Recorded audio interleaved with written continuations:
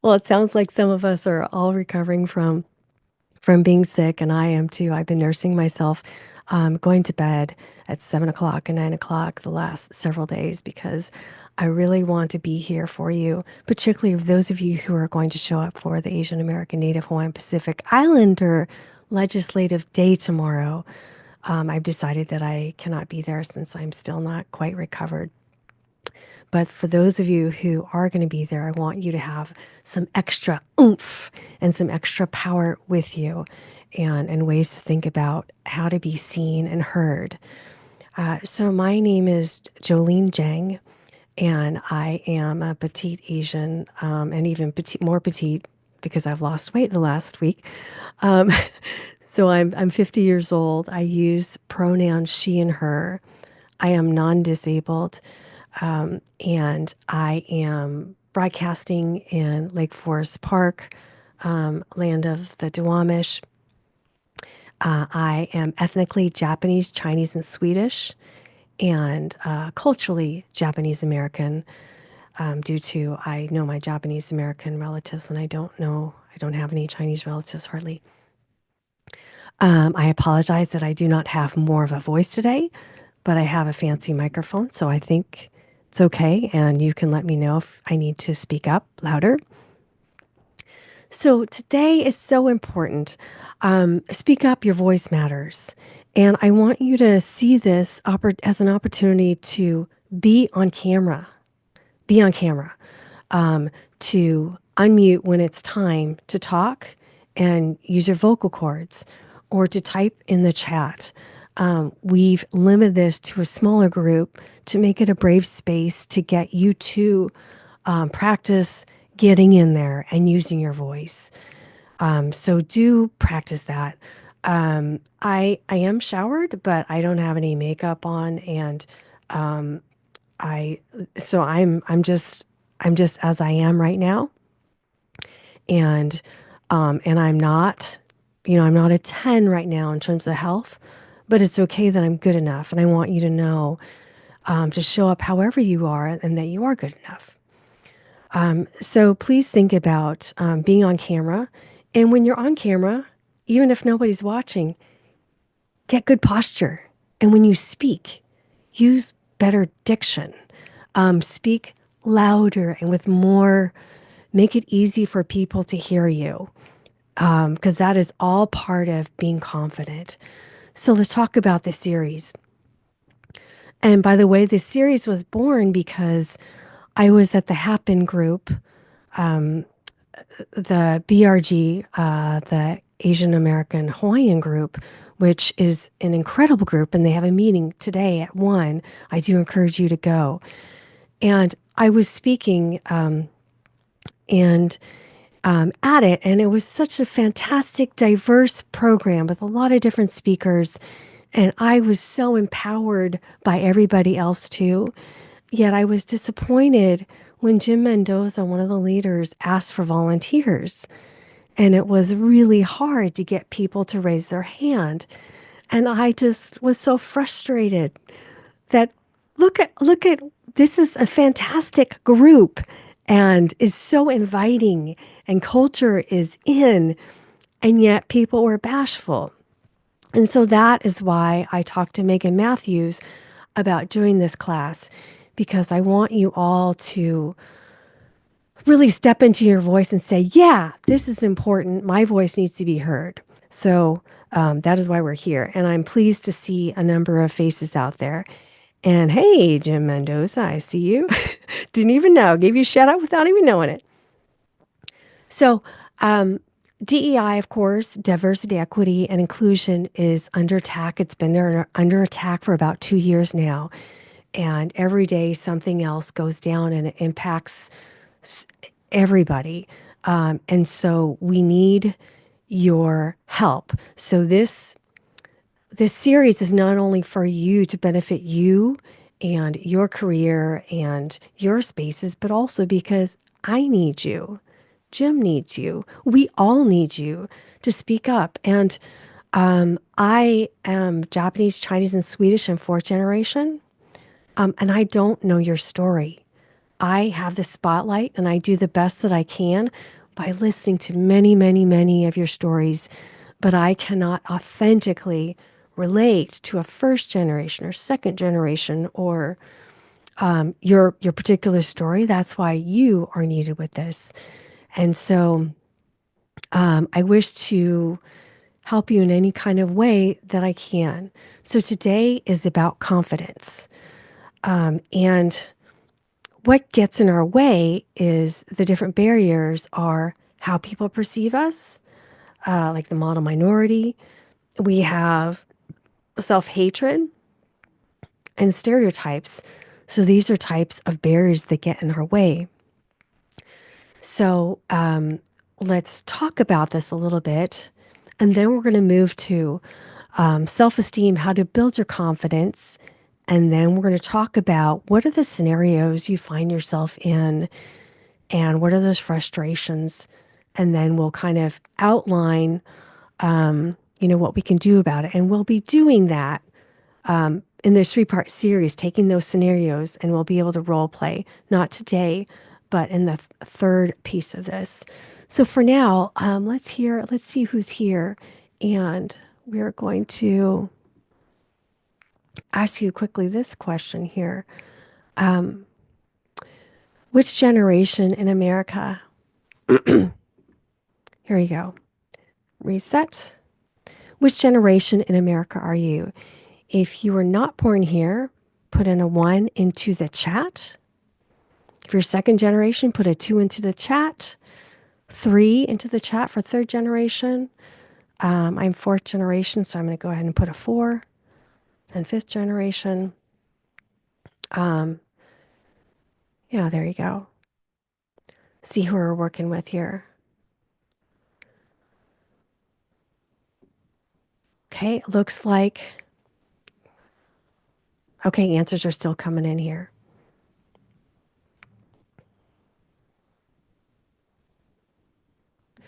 So it looks like 60% are first generation that were not born here and likely have English not as their first language. So second generation is 40%. Okay, well, even split.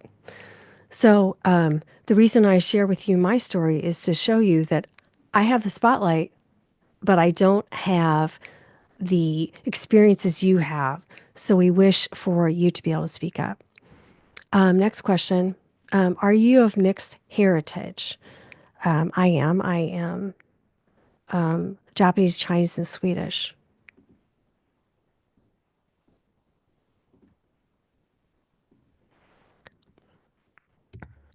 Because I think that is really important to be able, our identities are so different. And when you're mixed, I'm clearly Asian looking, but with the way I act, I'm very American. Okay, it looks like 63% mixed heritage and 38% are solo. So, what do people assume about you before you speak? They see your face or they see your name. Go ahead and put it in the chat and let's hear from several of you. And so raise your hand and let's hear from several of you. Ooh. And take this opportunity. This is coaching. So we want you to speak and practice speaking and being heard and being seen. Go ahead and raise your hand.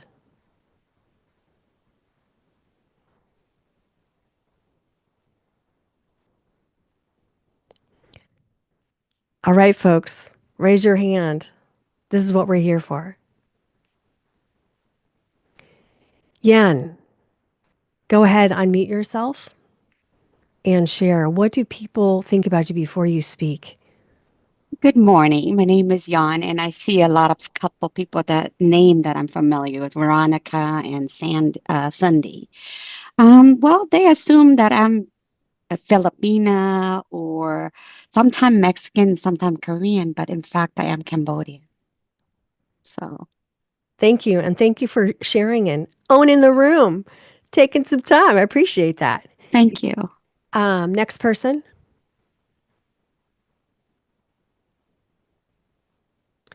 Mariel, go ahead. Thank you. Hi, my name is Marielle, and as you can see, my last name is Amundsen, and that's what they first see. If I'm applying for positions, they see my resume. I have a very extensive background. They see my last name, and I can get in there. And then interview comes, um, and it's very difficult. And in fact, I'm Filipino. I was born and raised in the Philippines. I arrived in the US when I was 2 weeks from turning 18. And I mean, it's a lot of people also look at my face and they think I'm either a Hispanic because I do have Portuguese heritage in my family. And sometimes they do think I'm Chinese. It depends.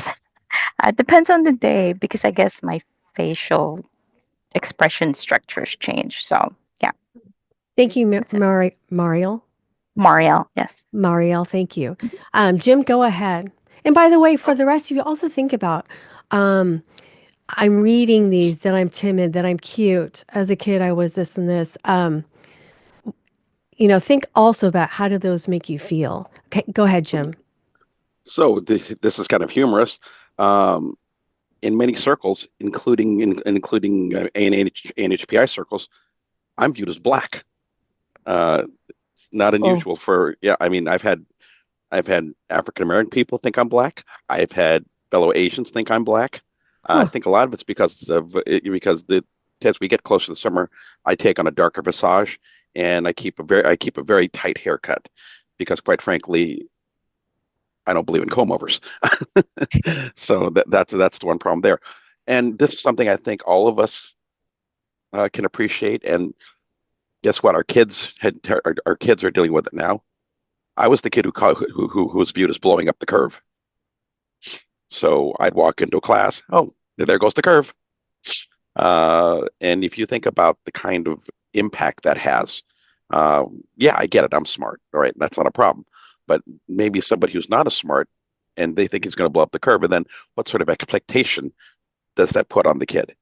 And what sort of expectation that we put on ourselves?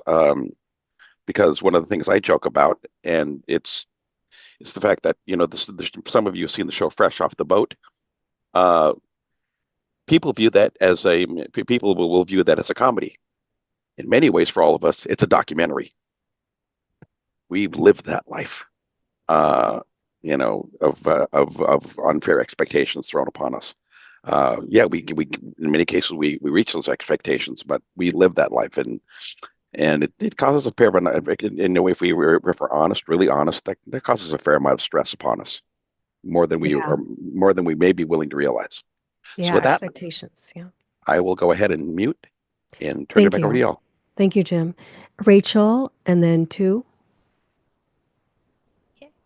Hi, I'm Rachel Friedrich. And to answer that question, I put in what people think of when they first see me is that either I'm not born here or that I don't speak English. So I'm a second generation Filipino American. My mom's side is Filipino, and even when my dad introduced them, I grew up in Eastern Washington, and he always said it was a mail order bride, and people look at me like growing up in a very like half the population there was Hispanic, so a lot of people assumed I was Hispanic, or I don't have light hair and blue eyes like my dad, so oh she's um so maybe she can't speak English. Maybe I even had like extended family when my dad introduced me to like cousins on the white American side. They even asked me. I even had this question asked of me: "How do you like it in this country so far?" It's like I was born in America. I'm an American too, and just getting that makes me feel like I'm not an American, or that I'm not white enough, or that I'm not Asian enough. Yeah. How many of you are shaking your heads? A thumbs up if you can relate to what Rachel is saying. Thank you, Rachel. And two.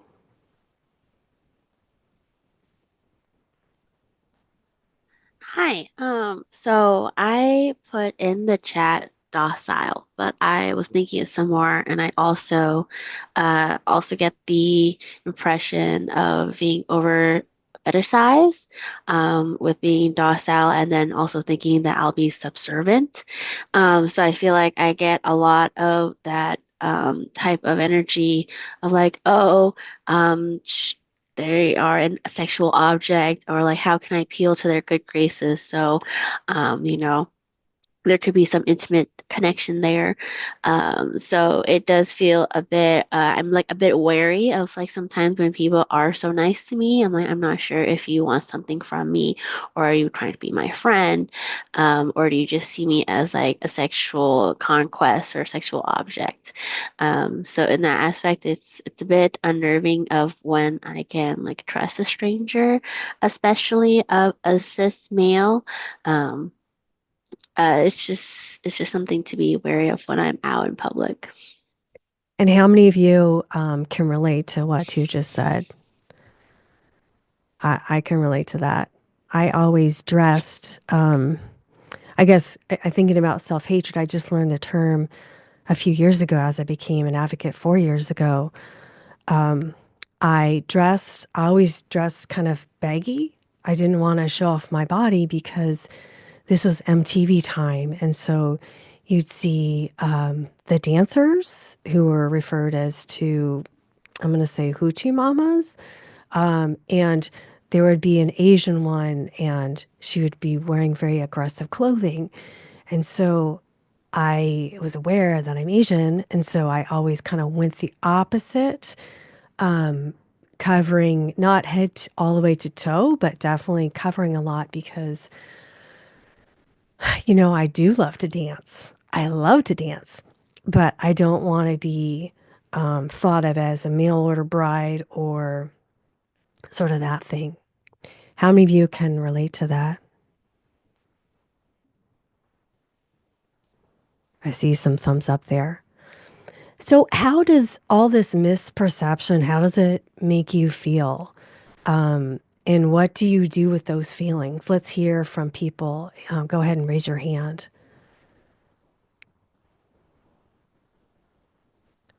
Go ahead and raise your hand, and I'll wait for your responses. And I'll read.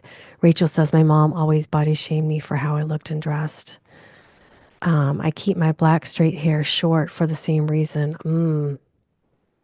Isn't it's tough that you have to kind of shy away from being a woman in the way you want to be because you don't want to be fetishized. So when we are mischaracterized and misinterpretive of, and stereotypes, how do you feel about it, and what do you do with those feelings? Let's hear from a few people. Raise your hand.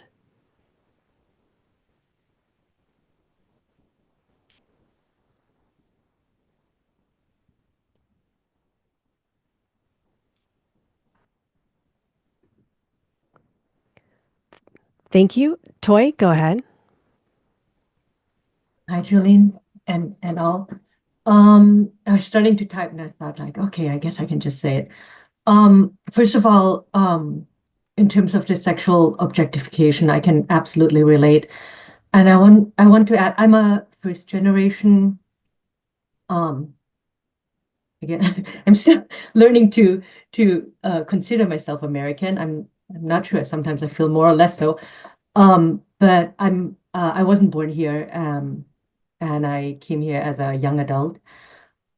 So in some ways, because when you're asking these questions, I say it depends on who the stranger is. Is it a person who's, Asian themselves, maybe because I grew up in Thailand and in Austria before I came here, and the interactions were very different in Asia in terms of um, how I was viewed there versus in um, Austria versus here.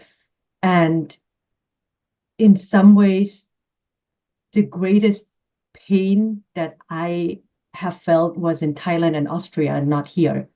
So in terms of the like very direct racism and the very direct kind of hateful behavior was more in Thailand and more in Austria than it was here. So for me personally, it was almost less painful to be here than in Austria at the height of sex tourism and mail order brides and all of that stuff, and then sex tourism in Thailand growing up with an adopted white father and all that. It was kind of gross the way people treated me. Um, so I think though, how does all this make me feel when people address me certain ways? It depends on who it is, and kind of the type of hate, I guess. Um, and also I think in it comes the way I was raised by a very traditional Thai mother who kind of like Rachel body shamed me for how I dressed and looked and had expectations of like, you have to do always what other people tell you. That was basically a direct command. Like, do other people know better what you should do and how you should be treated than yourself? That was kind of like um how she was taught. And then, when somebody sexually objectifies me, it makes it very difficult to stand up for myself. And so that was my experience.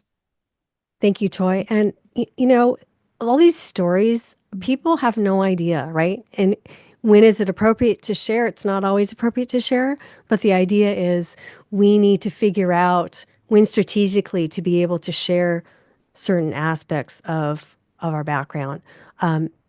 Marielle, go ahead. So just like what Toy was saying, I don't like to be objectified. I don't like stereotyping. And for me, in my case, I was a bit more defensive. I get defensive because in the Philippines, when you get married, most of the time, it's either fixed marriage, or if you're trying to get out of your family situation, you marry somebody whom you know can get you out of that situation. And for me, when I got married here in the US, by that time I was already a citizen. When I got married, I was married to a Caucasian attorney during that time. And so every time somebody sees me, they always say, and the thing is, I get this from my fellow Filipinos. Um, so which branch of, what service your husband, where does your husband serve? And I said, what do you mean? Yeah. They're all assuming that my husband was either in the Navy, military, and yes, when you're being stereotyped by your own, it's very hurtful. And I get that a lot. But I'm not. I mean, I was married to an attorney, and now my partner is an engineer. I mean, it's not even close. And I don't know if I should feel just sometimes it makes me feel like I'm being, what's the word, snooty, I guess, because I always say I'm not married to anybody who's in service. Sorry. But, not that I don't respect them, because I really do, right? I think everybody in service, I work in government, and therefore I understand it a lot. I was, you know, it, it's just very difficult in that way. Thank you for sharing, and so frustrating. Veronica, go ahead. I'm finding this super, super interesting because for me, I think I didn't even answer the other question about how do you think people see you? Because I think when they see me before I talk, they don't think I'm Mexican. And then I start talking and you can immediately hear my accent. So I never felt discriminated because of my looks, but I have felt discriminated because of my accent. But I wonder about it when I'm applying for jobs and I'm not getting the job or I'm the runner up. Is it called runner upper? So the second one. I always wonder, is that because of my accent or because I'm now older, something like that. But really, what I wanted to share is something that I share with Mariel maybe, is the discrimination that I have experienced here. And I'm originally from Mexico. I moved here 12 years ago. I started to work for the government in 2017. Before that, I worked for the Canadian government in Mexico for 17, 20 years, and obviously I was never discriminated there. And the Canadians were always very nice, so I never experienced that. But the discrimination that I have felt here and that it's been hard, it's been from other Mexicans or, yeah, other Mexicans, first and second generation. So I think that makes it, for me, in that sense, harder because it's like your own people are the ones who are discriminating against you. Yeah, I think I think a number of us can relate to that in some respects too. Thank you. Thank you for all sharing. And the idea of confidence is being able to share your truth, share your stories, and to vocalize and to be seen. Veronica, I saw you blow your nose. Good for you. You know what I mean? It's okay. We're all earthy, right? I mean, and to come as you are. I mean, we try and be our best when we can. So, the idea of confidence is really letting your authenticity shine through. So think about what is it that you need to be confident. And I'll share a little bit of background about me. Let me try and be quick about this. So fourth generation, I'm Japanese American and Chinese and Swedish on my dad's side. Grew up in the white suburbs of Bothell. Um, uh, White community. I was not the only Asian. There weren't very many. And I was really involved in school, lots of friends, very social. I was not teased. I was not teased for being Asian. And I think that that is so rare. And I was on a lot of sports teams, did a lot of leadership. So I have many, many privileges. And so that is why I can be with you. I really credit sports and my privileges to be able to be here today because I don't have, people didn't call me Ching Chong and stuff me in a garbage can. And my name is Jolene. It's, a Southern name. So I don't have all the bad memories that most Asian Americans growing up in America have. And I was also taught to fight. Um, I was taught to stand up for justice, and since I was a kid, excuse me, I got a petition to get a band leader in seventh grade fired. Um, it's hard for me to remember that, but it didn't work, but I did it. That's blows my mind. And I got a law passed, anti-voyeurism law passed. There was a guy who was videotaping up my skirt and toddlers, and I couldn't have that. And so justice is what leads me. Um, and so that is why I fight so hard for justice. And the sports gives me that confidence to be able to lead. Um, yeah. And then these days, the last 4 years, before I was a team builder and working with a lot of Fortune 500 companies, doing like fun stuff, being the fun specialist, working with a lot of C-suites, a lot of white male men. And now I speak to mostly white audiences about diversity, equity, inclusion. So I'm very comfortable in these spaces because I'm used to them. So I want to be a resource to you to figure out how we can build your comfort zone and your confidence. And why don't we? So think about if you have questions for me, think about these questions and go ahead and put in the chat, and we'll also hear from you. And think of the scenarios that you find yourself in, or that you dread being in. And let's talk about some of these scenarios because in the future here, we're going to role play some of these things. So let's hear both of you have questions for about confidence and how to build it. Um, and also some of the scenarios. Let's hear from you. Go ahead and raise your hand or feed the chat as well.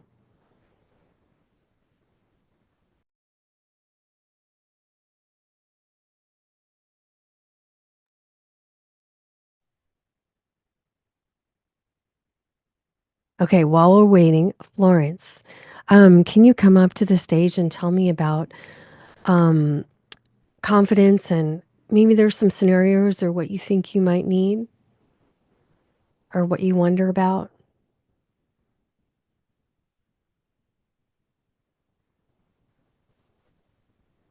Yeah, so excuse my voice. I've kind of been reacting very emotionally to everyone's stories and the bits that I can relate with. Yeah, be Um, authentic. Yeah, go for it.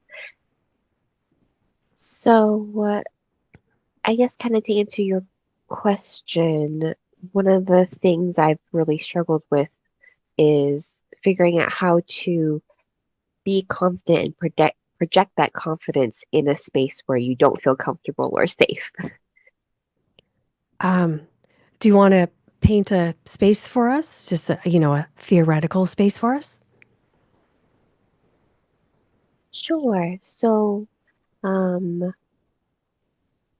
very oftentimes, in my line of work, we are required to make judgment calls and defend decisions that would have to be held up in the legal administrative court. And so, either another coworker or a client is it popped up very often where um, they put you on the line for judgments and defending what it is that you've done, why you've done it, and it's been really difficult when it's somebody in like the chain of command who has a very certain point of view, um, isn't um, they don't feel very safe to talk to, coming down and demanding answers. And so, in the scenario that I've had difficulty in um, building up my confidence and trying to say what it is I have to say. So I think, by the way, so I talked to my friend Ed the other day. He's at Microsoft. And this is a technique that he just told me about the other day that he'll put in um, his boss. He'll put attributes about his boss. And if he has a tough conversation that's going to come up, he'll throw in the situation and throw some attributes about his boss. And then here's a scenario, and here are the parameters. And then he will actually talk to, you know how you can talk to ChatGPT or Gemini or Copilot. So he'll talk back and forth. And I think that is a great way to be able to kind of practice where you actually are vocalizing. And I haven't done that yet, but that's something if I'm going to be like in court or something, I might want to go through that. Because that can give you kind of that role play that you need. Um, and I think so your boss um, is on your side, but maybe he's like, why did you do this? Um, hopefully that boss wants to know, well, I did this because it was the right thing because this and this and this.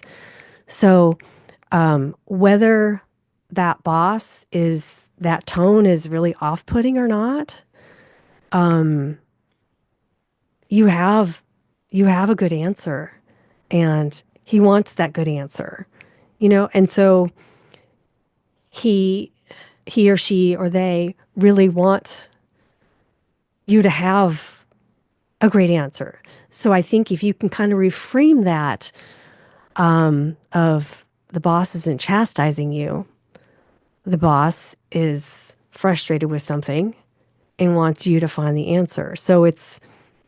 And you can be the hero by defending, well, I got this because it was this, this, this, and this, this, this.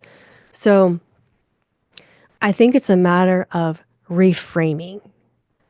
Um, and in terms of bosses, they're often frustrated, and we can help de-escalate. Does that make any sense, Florence? Yeah, no, that's helpful. Thank you. And I think what do people think about the idea of talking to ChatGPT? Because I've spent a little bit of time talking on the phone, and it actually works pretty well. Two, go ahead. About ChatGPT, my partner is somewhat of an aspiring social media or influencer trying to figure out an AI coaching thing for other people, just a wide variety industry. So he has been influencing me, especially there. He did, I don't know if this was something he made or this was a bot, but it did ask me some personality questions, and basically configured a bot for my personality. And even actually last night, I'm dealing with an interpersonal issue at work right now, and I am slowly both exhausting my partner's mental capacity and the ChatGPT's free trial of kind of trying to coach me through and work me through this interpersonal issue. Even last night, I was writing, just journaling, and my partner took a screenshot of that, and then I did a rant and he just kind of recorded on his phone and essentially kind of like went back of like, hey, it sounds like, you're in a very big pressure time. Just kind of like talking me down of like, I know it feels very scary that you were putting these boundaries on that you are not comfortable with, but want to let Mm-hmm. you know, Mm-hmm. yeah, and validate of like, you are helping create a better workplace for your environment right now. Yes, it's not comfortable, but it basically comforted me saying that like no matter the response, don't put too much emphasis on the outside perspective. Just have confidence that you are doing the right thing by speaking up and saying your boundaries. Um, so it Yes. I have been guilty of using it as basically free therapy a little bit. Totally. Totally. Yeah. Totally. And thank you too. And please, too, can you connect with Yan? Yan has some questions about Chat GPT. But I think this is an incredible way, particularly when you can talk to it. I mean, it's on your phone, you can talk back and forth. Um, and also what Tu was doing there is she was sharing reflective listening. So let's say the boss is like, has a really stern tone. Um, reflective listening. Oh, I see you're very concerned about this. Being able to like, oh, I see you're very concerned about this, and rightfully so. I am concerned too. That is why I took this and this and this. So when you study negotiation, let's say Chris Voss, I'm going to put that in the chat right now. Chris, spelled Chris Voss. There you go. He's a negotiator that I have read his book and have followed. Um, and so this negotiator, he does big time world leader type stuff. And it's always good to understand the tone, recognizing how they're feeling, and oh, you must be angry at me, and just recognizing because people want to be seen and be heard.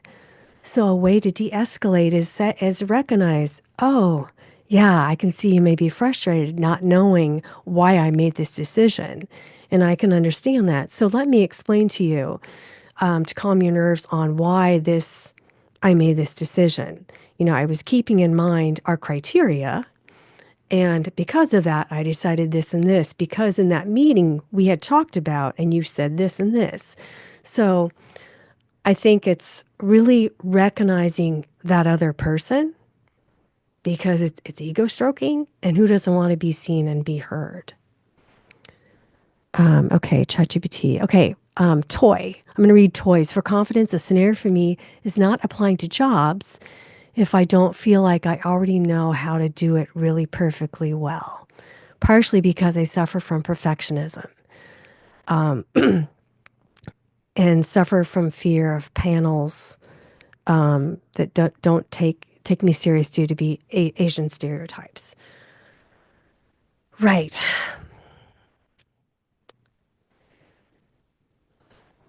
That's tough. Perfectionism. I'm Japanese American. I think that perfectionism also runs in the genes too. Well, I think, as we think about white men, they're never perfect, and they're always going for it. And when you don't go for it, you're never going to get it. I think we just always have to kind of go for it. Um, I also think as Asian American, Native Hawaiian, and Pacific Islanders, when we speak for ourselves, we're also speaking for others. So when we don't pull through or kind of back down and hide in the corner, it's not helping my team. I mean, that's why I care so much about today and this series, because I need you out there. It is tough advocating for human rights and for AA and HPI. I need you out there. So think about, you're not only trying to better your situation, you are bettering the collective, right? And that's in our culture too. So, think about the rest of us and how we need you to speak up. Good to have a sense of belonging when we can relate to, one another.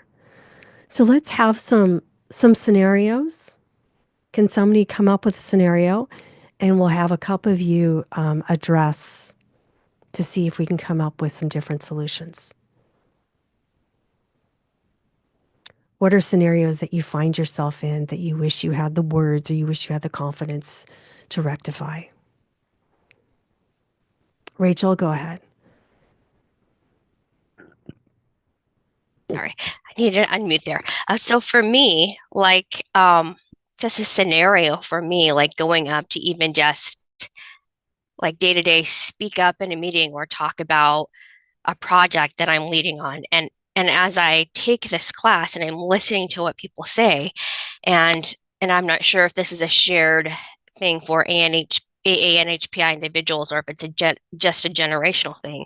So I grew up in my family, like my grandfather would always say women are the weaker sex. My my great grandmother had like 13 kids, and my grandma had seven. And even then, mom merely didn't really have, like, I was the first one in my family to not have to be expected just to be um, having kids and just doing domestic housework stuff and not actually like working and being a professional. And so I don't think that very much was expected of me growing up and having that influence. And then also another thing that is very common in Filipino culture, when you're speaking, like I was always told to look at your feet. Anyone in authority, such as a parent or a boss or an elder, um, you're taught to not to make eye contact and just kind of keep your head down. So that expectation of me, I think that's one of the things that, like, even though I'm now in this situation, I've never really had any um, expectations of doing that now. So I think part of the thing that I'm having to deal with is imposter syndrome. Like, am I supposed to be here? Like, I'm trying to figure this out on my own without having a whole lot of like background or peer support or people who have really really coached me on how to do that and succeed in the professional business world. Thank you. Yeah, a lot of people talk about imposter syndrome. You all have made it here because of you, and I cannot relate to that. um, but I think as you build your confidence, look at all of your accomplishments. Maybe start when you were a kid. I was the spelling bee champ in third grade, and I hold on to that. I did it. I ran for a treasurer, in sixth grade, fifth grade. I don't remember if I won because I'm not very good with numbers, but Think I used to have a confidence list and accomplishment list. I would suggest that you put yours together, and this is different than your resume. And what are you the most proud of? I got a law passed. I think I'm very proud of that. Protecting women and children, the anti-voyeurism law. Um, I I was on Oprah. Um, and if you know, and maybe you weren't on Oprah, but maybe you stood up one time. I mean, start making a list. So your go-to list. So before you have that interview, before you make that presentation, you think of all these things that you did. Um, Also think about what are you good at. And next session, we're going to talk about different people are going to introduce themselves and say what they're good at. Boom, I am the best at blah, blah, blah. Because we need to practice that. At Asians, it's not allowed. But we need to practice that and be proud of that. I fasted for 72 hours. I'm a night owl, but I practice getting up at 5 a.m. So it's like figure out where your confidence is and then do that. And it transfers. It does. You have to believe in it. I've done a lot of self-development. What kind of things do you think you need? Can you fire me up some questions because I think I can help you if I knew what you need. Go ahead and in the chat or in raise your hand.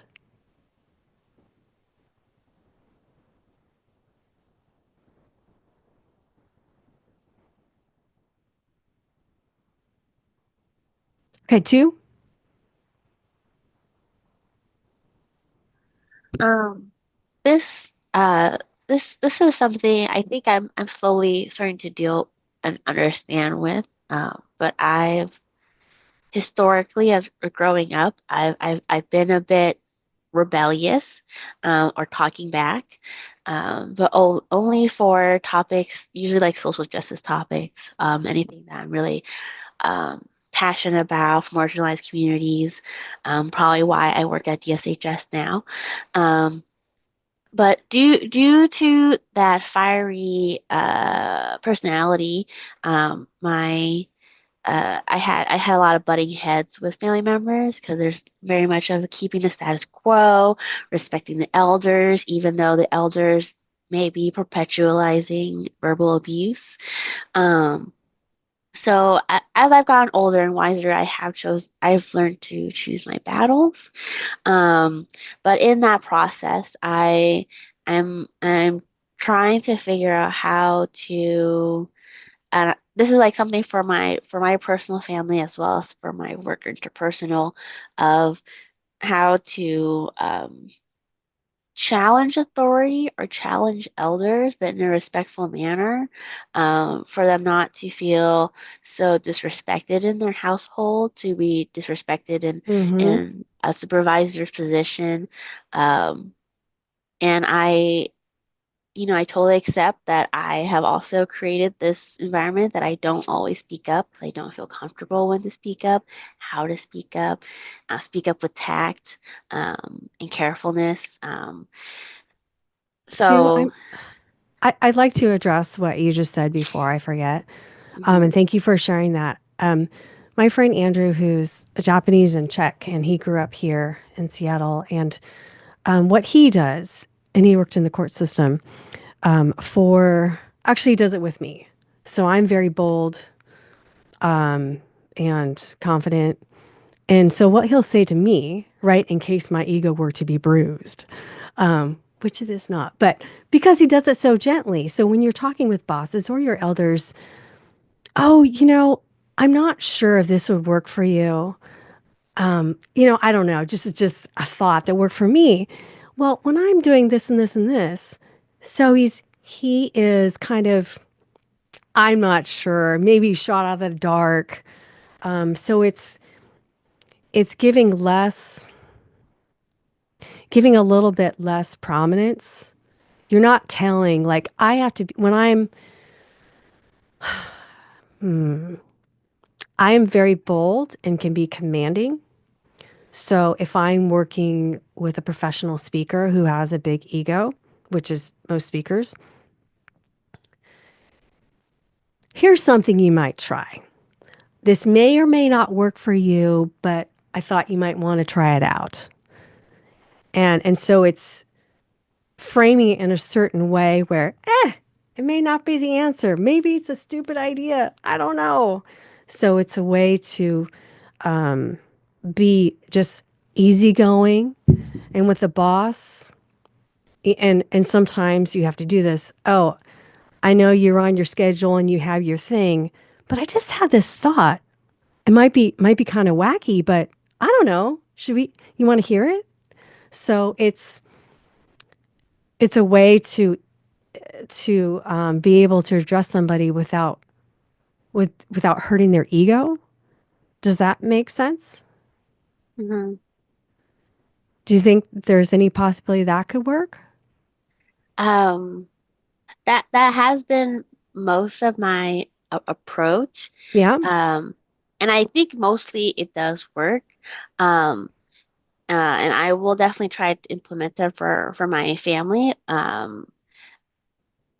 Uh, but it also, I think, how do I phrase this? Like that is most of my approach, and it does Mm-hmm. pick up really well. But when I have sent an email to a coworker, um, and I was like, "Hey, can you fix up my language?" They kind of took out that like soft, like Mm. that like Yeah. lowered self-esteem and just Yeah. had more of a confident voice in it. And I was like, "Oh, whoa, that is such a different twist." Granted, the people that did edit my language, they are white.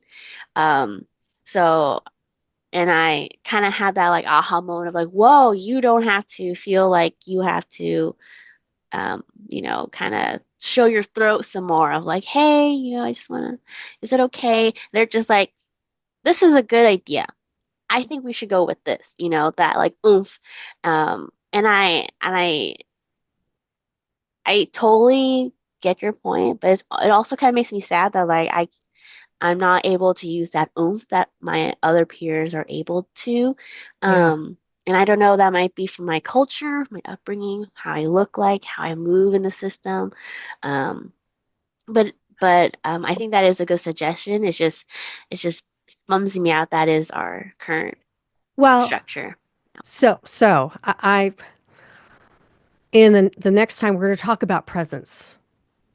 We're all going to be healthy, and we're going to be talking about presence and voice, and what are we giving out to the public? So people usually don't ask me if I speak English, or your English is really good, and it probably is because I have a microphone in my hand, or I'm wearing something very bold or something, and so we have to give these clues to people on Mm, how to treat us, unfortunately. So next week we are going to practice, like, what does our screen look like, and our diction, and looking are we kind of looking down, are we looking at you, because we have to abide by American standards, unfortunately. mm, So Shoko talks about the nail that sticks out gets hammered down, and the culture sets her up for not speaking up. Yeah, that super sucks. And when um, we're also going to talk about allyship. So let's say we're at a meeting, and there's 10 of us there, and maybe Shoko, I'm at your meeting, and I know you have some fantastic ideas, and your white colleague talks over you. Then it's like I can say, "Oh, Shoko, you were just saying," so it's building the rapport with the other people in the room to say, "Oh, Shoko, can you go ahead with your idea? I didn't quite hear it." Um, and it's doing this, building rapport with the people who are going to be in those meetings ahead of time. And hey, sometimes I'm talked over. Can you please help boost me up? or support me when I say something. Um, and sometimes, like in Zoom situations, I've run hundreds of Zoom scenarios in the Zoom presentations in the last few years, and there will be a white male who just runs off with the stage and says all sorts of bad things and not enough to shut down because he's speaking his mind, and we need to hear what he's saying so we can address it. But in the background, what I will do is I will message, okay, white ally in the background, hey, can you talk to so and so? Or can you just interrupt the rant? Can you raise your hand? So there's all these tactics we can do to de escalate and have other people kind of support us without rescuing or just to break up the situation. So we will be talking about that. Um, let's have some questions because I feel like I want to help you build your confidence. Um, so let's hear from some people that we haven't heard from. What can we help you with right now?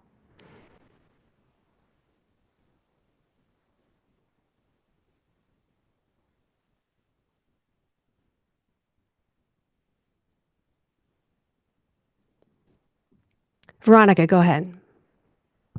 So I had a meeting a couple of weeks ago, and I'm the Equity and Inclusion Program Manager for the City of Lacey. It's a new position, and I've been here for 8 months. The one of the city assistant, no, well, the second in command in the city. I have to admit humbly that she's very assertive, very direct, and very like results oriented, very structured. And I'm totally the opposite. So I feel like I'm walking on eggshells when I'm around her, especially in meetings when I have to pick. And I know I'm not the only one, but it gets to me maybe more because of the language barrier and all that. And so I'm in this meeting with the city manager herself and the director, HR director, and I'm presenting our language access plan. And we're going to review it. So I had the printer version for it. And I was proposing to have things that other state agencies have, which is a work group and then some communications consultants to help with the day-to-day work. And they said that having a work group wouldn't work, but for some reason they thought that that we were reviewing a policy, not a working plan. So there was a lot of disconnect, but I didn't know why they thought it was a policy. The title for the document that we were reading, what it said plan. So anyways, I felt I came confident to the meeting because I knew what I was talking about. I had prepared a good plan, solid plan, but then they thought it was a policy. That's not the way we review policies. So there was all this disconnect, and I didn't know what was going on, but I felt like I came into the meeting prepared and very self-secure. And then all of a sudden, I felt totally unprepared, super insecure, and it was like I didn't know what I was doing. It was horrible. How can you pivot on a situation like that? I Well, didn't know what to Veronica, do, to be honest.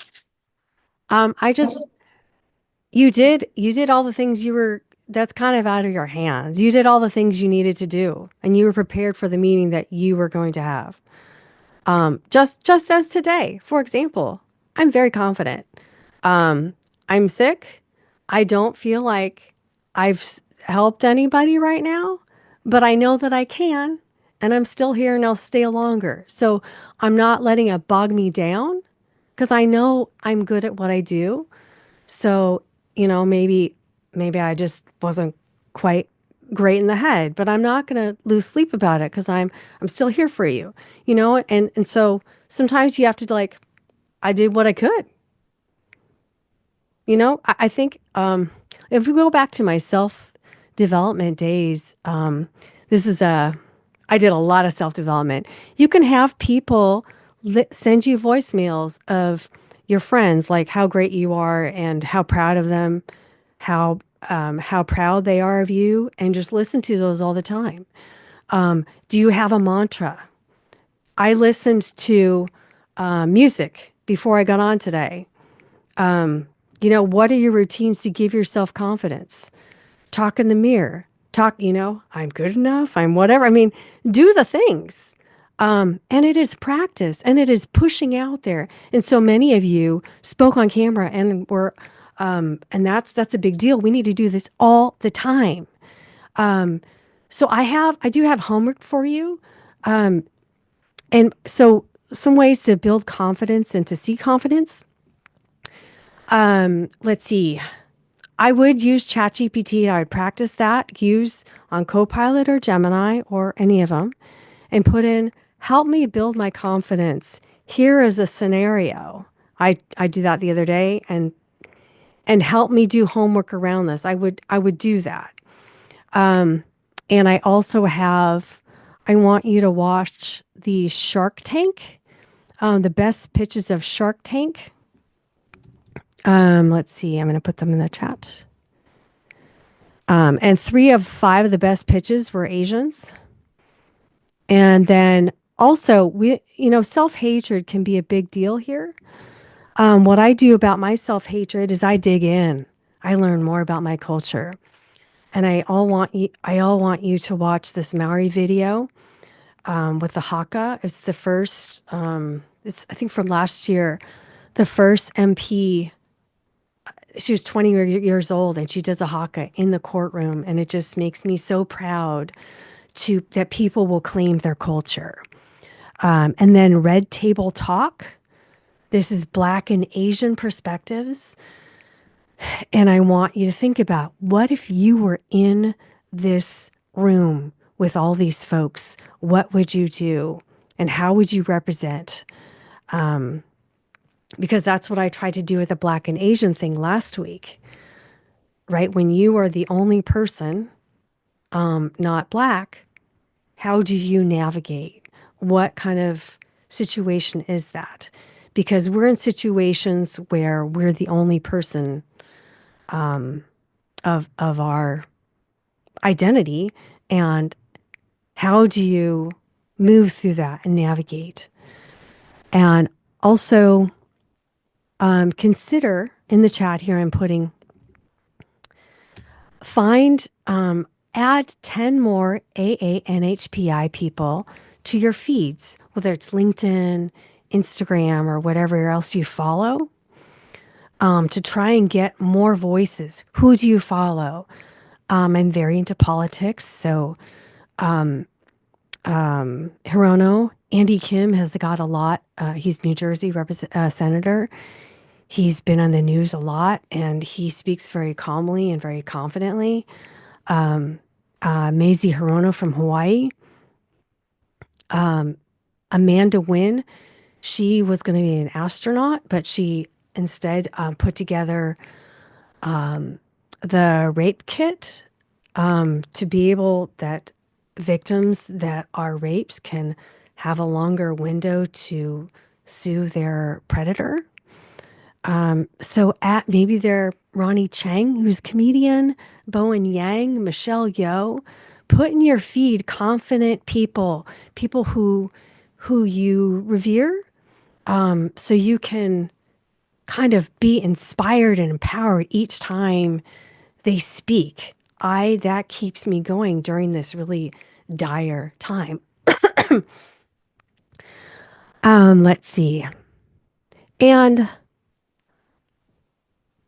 okay, we're at time. I'm going to stay later, but I'm going to so next time we meet, we're going to have people speaking, and we're going to also give feedback on how they present and how they come off, so we can improve, at least while we are online. So keep that in mind. And also, I don't know if any of you got my emails. I sent out some homework for this presentation. I think it was blocked. Jolene at jolenejang.com. If you want to send me an email then I will send you out this homework via email. And I'm also putting in the chat. Okay, and I don't, go ahead. Who's talking? This is Toy. Go ahead, Toy. I got one email that was just saying that this session is happening today, but I didn't get a second one. Are you talking about a second email? Yeah, I tried to send out an email to everybody, but maybe because I'm an outsider, it got blocked. So if anybody wants to send me an email or put me as a safe sender, that'd be great because I do want to talk about some different scenarios. The first So, one, but not the second one. That's okay, it should be directly from me, not from Zoom. Okay, so I'm going to If you go didn't get an ahead and email pause from our me, like recording directly here. from me, then send an email to me and add me as a safe sender because I will send out probably tomorrow an email with a follow-up for homework. And what's most important. Hello, everyone. Jolene Jang here. And Speak Up, Your Voice Matters. So we had our first session. Thank you for showing up. And I'm sorry if you couldn't make it. We recorded 1 hour of the first, and then we stayed another hour and didn't record that. A victory. I'm so pleased to say almost everyone spoke up and was on camera at one point. Whether it was during the first hour or the second hour we're recording. So that makes me very happy because that's what we're here to do, to be seen and to be heard. I'm a little under the weather. So when people, before they see you or they see your name or your face, they're judging you and they have all these assumptions about you. And we talked about that and how frustrating that is. So use that frustration. Use it to fuel you, to illuminate you, and so you can be seen and be heard. Right? They have these ideas about you because of stereotypes, and maybe they haven't heard you speak before. So, that's fair. Show them who you are. We need your voice out there.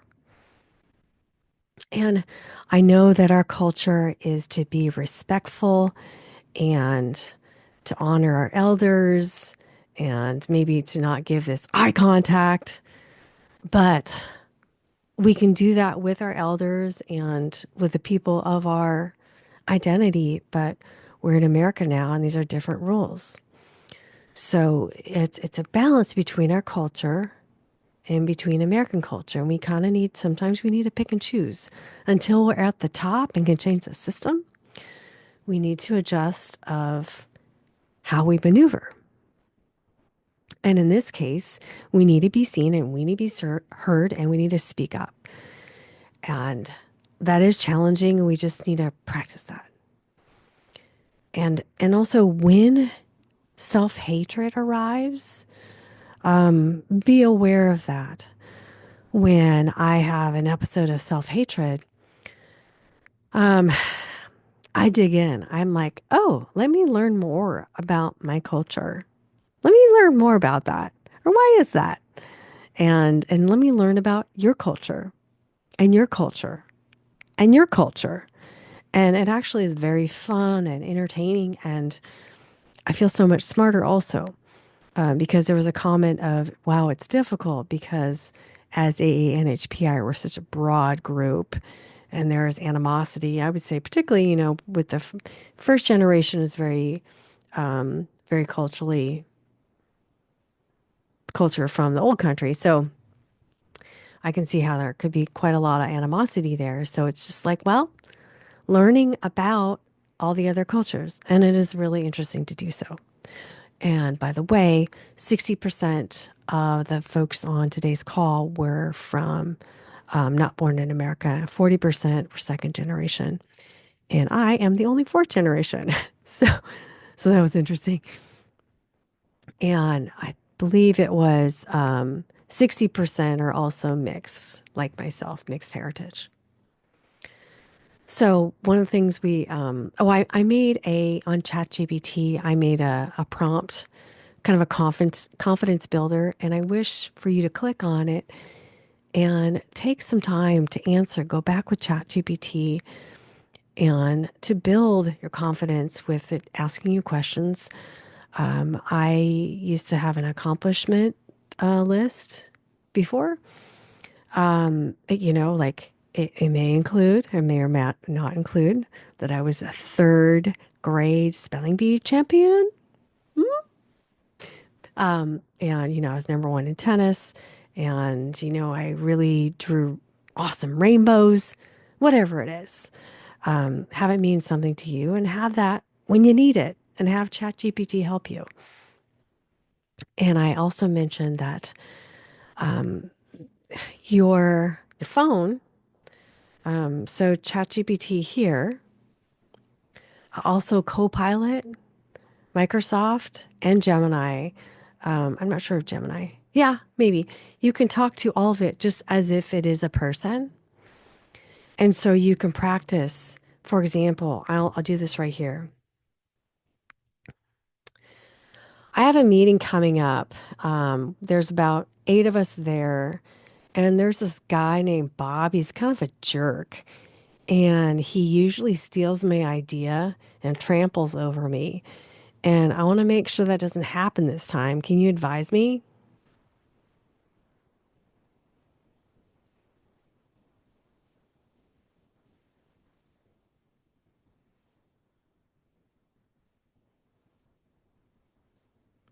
Hey,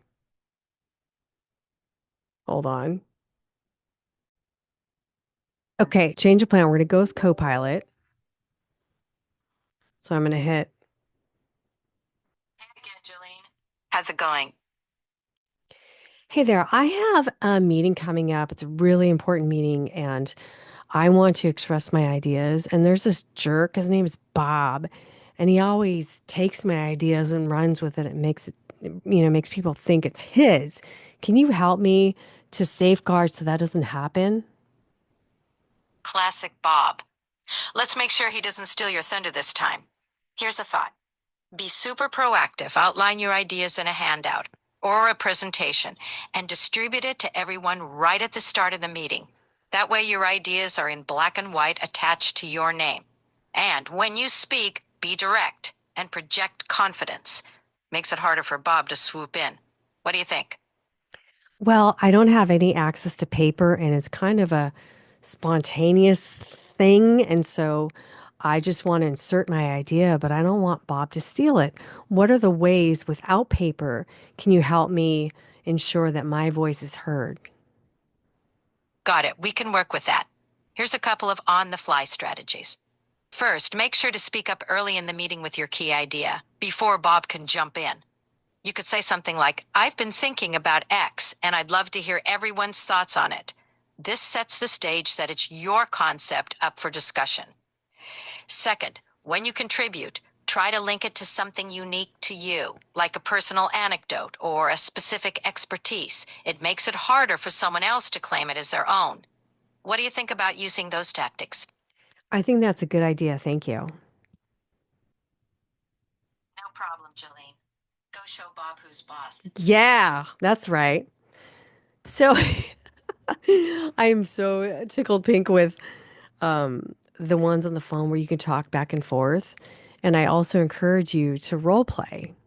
Okay, so in this scenario, you be Bob, and then I'll practice trying to say something. I'll try and interrupt him. So do try these. They're really excellent, actually. So that's that. And then with confidence, think about what have you gone through that was really tough, but you were victorious at the end. Is there one thing, or are there a bunch of little things? What are those? Revisit those. Remember those. By your computer, or have a little memento that reminds you of that. Because it's you. You need to build this armor of resilience around you. You need to build yourself up, even when it's just you. You've got to have that armor ready. So figure out what that routine is. And maybe it's music. Maybe you need to play some Eye of the Tiger before the meeting. You put your headphones in and your Eye of the Tiger.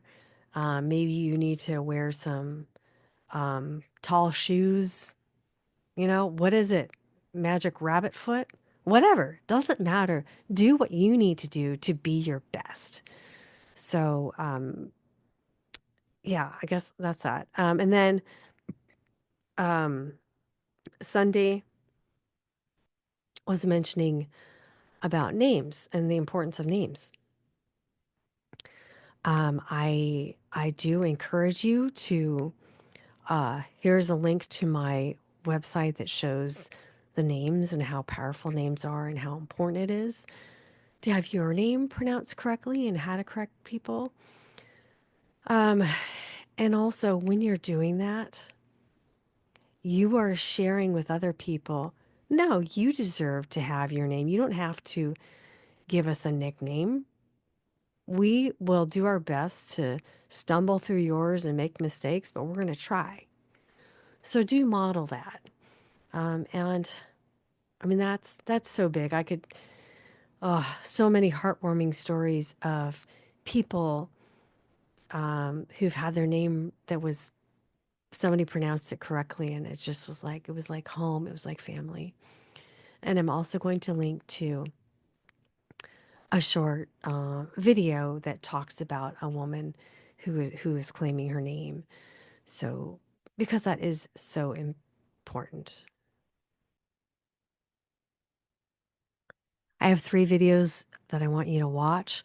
One is Shark Tank and is the best pitches. 3 out of 5 of them are Asian. You can look and evaluate, well, what did they do that was great, that exuded confidence, because it's all about confidence. And then with Red Table Talk, I want you to get into some tension because you will be in some tense meetings. And what's that like? And if you were Lisa Ling, what would you do? And what would you need to build your confidence there? And would you say anything? And if you don't say anything there, we're invisible again. So it's like, I think when you think about sounding stupid or saying the wrong thing, as an Asian advocate here who is speaking out, and I'm sure I say the wrong thing. I'm not trying to, I'm trying to say the right thing, but when people are silent, that is also harmful too. So it's, I want you to build up your confidence and uh, as best as you can, and let's talk about it. And what do you need? Um, so we can talk about that because I need you out there because silence is also painful for me because I need a team out there. And the other thing, talking about digging into culture, there is a Maori video that it just makes me cry with joy. This Maori is the first MP to be, she's only 20, at 20 years old, to be there so young in New Zealand. And in the courtroom, she is chanting a haka. And also there are other people who are Maori there too. And it was just like, oh, and the courage for her to claim her heritage and in a formal place like that, and to be so young and to be new, to be a freshman. And I dream of the day where I don't have a haka, but that other people are with me in a prominent space to say, yeah, truth, right? I mean, because so many times I am in a sea of white and people are trying to process what I said and like, oh, okay. But they don't know that what I say is true because their friend, who's Asian, didn't say that there was any hate. And so they're like, well, she's a good friend of mine. She didn't say anything. So the idea is when we all can speak up, then the mainstream folks can try and understand that what we say is true. And let's fix it let's change the system here. So that is the idea. So next week, be ready. It'll be very participative, and I also will stay long. And we will talk more concretely about presentation, and you will be up on the screen too. And we'll talk about anxiety, and we'll answer your questions. What are your questions? Uh, you know, what's the worst that can happen? I mean, what are the consequences of saying something stupid? Oops, said something stupid. You correct it. So I think the gain is much more larger than the risk. Thanks. Hello, my name is Jolene Jang, and for the second series, second episode of Speak Up Your Voice Matters, we're going to talk about communication skills, and that includes nonverbals. So I still am sick right now, but we're getting past it. So next week, show up like you want to be seen, like you want to be heard. Do you see this clean background? Clean background, right? It's just me and my name because I want you to see me. I want you to remember me, and I want you to hear me. So there's no distractions. It's just me and my eyeballs. So look at your screen. How are you coming across? Adjust your microphone. Test it out with a colleague or so to make sure your microphone is loud enough. And be ready to speak and to be seen. Many Asians are, we are invisible. However, when you're on that Zoom call or that virtual call, do you have your camera on? So it takes two to tango here. So yes, we wish people would see us, but also we need to show like we're ready to be seen. Look at me. So make sure you have your head, your noggin taken up a third or a fourth of the screen, and be ready to talk, camera on. Do your best, because for us to not be invisible, we need to act like we want to be seen and be heard. And be ready to raise your hand and say, oh, yeah, I'd like to say something. I'd like to say something. I'd like to say something. So even, you think about, a virtual meeting, maybe nobody's camera is on. What a great opportunity. You and the speaker are both online. Well, people are going to see your face. They're going to see you. You are present. Oh, that's Jeremy. Okay. Or, oh, that's an interesting name. I wonder how you say that. So, I think it's part of, we have to want to be seen and get into that spotlight. It may be uncomfortable, but it gets more comfortable. And we need to get more comfortable with being uncomfortable, because we all need you out there.